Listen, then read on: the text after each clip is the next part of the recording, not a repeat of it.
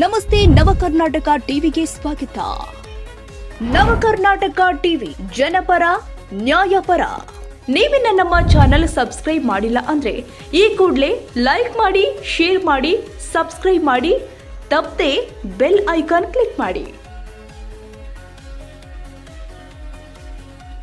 ಮಕ್ಕಳನ್ನ ಕೆಲಸಕ್ಕೆ ಹಾಕುವುದು ಕಾನೂನು ಬಾಹಿರವಾಗಿದ್ದು ಸಮಾಜದ ಪ್ರತಿಯೊಬ್ಬರು ಕೂಡ ಇದನ್ನ ತಡೆಯಲು ಸಹಕರಿಸಬೇಕು ಅಂತ ಪ್ರಧಾನ ಹಿರಿಯ ಸಿವಿಲ್ ನ್ಯಾಯಾಧೀಶರು ಆದ ಅನುಪಮಾ ಡಿ ತಿಳಿಸಿದರು. ಪಟ್ಟಣದ ನ್ಯಾಯಾಲಯದ ಆವರಣದಲ್ಲಿ ತಾಲೂಕು ಕಾನೂನು ಸೇವೆಗಳ ಸಮಿತಿ, ವಕೀಲರ ಸಂಘ, ಸರ್ಕಾರಿ ಅಭಿಯೋಜನಾ ಇಲಾಖೆ, ಕಾರ್ಮಿಕ ಇಲಾಖೆ, ಬಾಲ ಕಾರ್ಮಿಕ ಮತ್ತು ಕಿಶೋರ ಕಾರ್ಮಿಕ ಕಾಯ್ದೆ 1986ರ ಸೆಕ್ಷನ್ ಅಭಿಯಾನದಡಿ ನೇಮಕಗೊಂಡ ಎಲ್ಲಾ ನಿರೀಕ್ಷಕರು ಇವರುಗಳ ಸಹಯೋಗದೊಂದಿಗೆ ಏರ್ಪಡಿಸಲಾಗಿದ್ದ ವಿಶ್ವ ಬಾಲ ಕಾರ್ಮಿಕ ವಿರೋಧ ದಿನಾಚರಣೆಯಲ್ಲಿ ಮಾತನಾಡಿ, ಕುವೆಂಪು ಅವರ ಪರಿಕಲ್ಪನೆ ವಿಶ್ವ ಮಾನವ, ಮಗು ಹುಟ್ಟುತ್ತಲೇ ವಿಶ್ವ ಮಾನವನಾಗಿ ಹುಟ್ಟುತ್ತಾನೆ, ನಂತರ ಜಾತಿ ಧರ್ಮ ಎಂದು ವಿಂಗಡಣೆ ಮಾಡ್ತಾರೆ.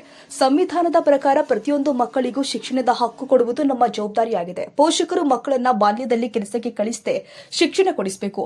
ಅವಘಡ ಸಂಭವಿಸುವ ಕಾರ್ಖಾನೆಗಳಲ್ಲಿ ಮಕ್ಕಳನ್ನ ಬಿಡಬಾರದು. ಜೀವ ಅತ್ಯಮೂಲ್ಯವಾದದ್ದು. ಪ್ರತಿ ವರ್ಷ ಕೋರ್ಟ್ ವತಿಯಿಂದ ಬಾಲ ಕಾರ್ಮಿಕರ ಬಗ್ಗೆ ಮಾಹಿತಿ ಕೊಡ್ತಾ ಇದ್ದೀವಿ. ಕಾನೂನು ಬಾಹಿರ ಕೆಲಸಕ್ಕೆ ಶಿಕ್ಷೆ ಇದೆ ಎಂದು ಎಚ್ಚರಿಸ್ತಾ ಇದ್ದೀವಿ ಎಂದು ತಿಳಿಸಿದರು.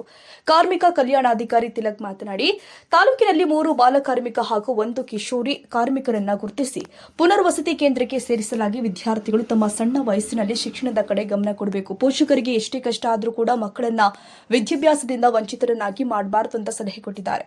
ಇನ್ನು ಕಾರ್ಯಕ್ರಮದಲ್ಲಿ ಕ್ಷೇತ್ರದ ಶಿಕ್ಷಣಾಧಿಕಾರಿ ಎಂಎಸ್ ನಟರಾಜು, ಅಧಿಕ ಹಿರಿಯ ಸಿವಿಲ್ ನ್ಯಾಯಾಧೀಶರು ಆದ ಪೂರ್ಣಿಮಾ ಕೆ ಯಾದವ್, ಸಿವಿಲ್ ನ್ಯಾಯಾಧೀಶರು ಆದ ಎಸ್ಪಿ ಕಿರಣ್, ಅಧಿಕ ಸಿವಿಲ್ ನ್ಯಾಯಾಧೀಶರು ಆದ ಸವಿತಾರಾಣಿ, ವಕೀಲರ ಸಂಘದ ಪದಾಧಿಕಾರಿಗಳು ಆದ ಸಿಕೆ ರವೀಂದ್ರ, ರವೀಶ್, ಪಿಎಂ ಪುಷ್ಪವತಿ, ಸರ್ಕಾರಿ ಅಭಿಯೋಜಕರು ಆದ ಕೆ ಶೋಭಾ ಕುಮಾರಿ, ಅಕ್ಷತಾ, ಆರೋಗ್ಯ ನಿರೀಕ್ಷಕ ರಮೇಶ್, ವಕೀಲರು, ನ್ಯಾಯಾಲಯದ ಸಿಬ್ಬಂದಿ, ಅಧಿಕಾರಿಗಳು ಮತ್ತಿತರರು ಉಪಸ್ಥಿತರಿದ್ದರು.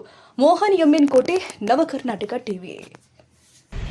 ಆರಕ್ಷಕ ಇಲಾಖೆಯವರೇ, ಅಭಿಯೋಜನಾ ಇಲಾಖೆಯವರೇ ಮತ್ತು ಗುಬ್ಬಿಯ ಪಟ್ಟಣದ ನಾಗರಿಕ ಬಂಧುಗಳೇ, ತಮಗೆಲ್ಲರಿಗೂ ತಿಳಿದಿದೆ, ನಾವು ಕಾರ್ಮಿಕ ಇಲಾಖೆ, ವಕೀಲರ ಸಂಘ, ಅಭಿಯೋಜನಾ ಇಲಾಖೆ ಸಹಯೋಗದಲ್ಲಿ ಈ ಒಂದು ಬಾಲಕಾರ್ಮಿಕ ನಿಷೇಧ ಕಾರ್ಯಕ್ರಮವನ್ನು ಆಗಾಗ ಆಯೋಜಿಸ್ತಾನೆ ಇದ್ದೀವಿ.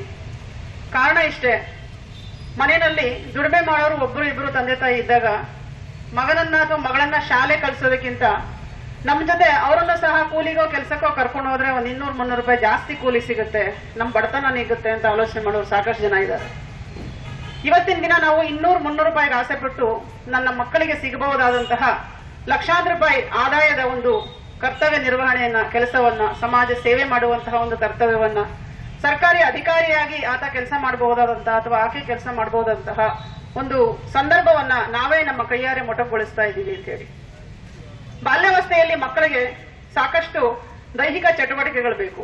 ಶಾಲೆಗಳು ಸಹ ಆ ಕಡೆಗೆ ಗಮನ ಕೊಟ್ಟು ಮಕ್ಕಳಿಗೆ ಸಾಕಷ್ಟು ದೈಹಿಕ ಚಟುವಟಿಕೆಗಳನ್ನು ಕೊಡಬೇಕು.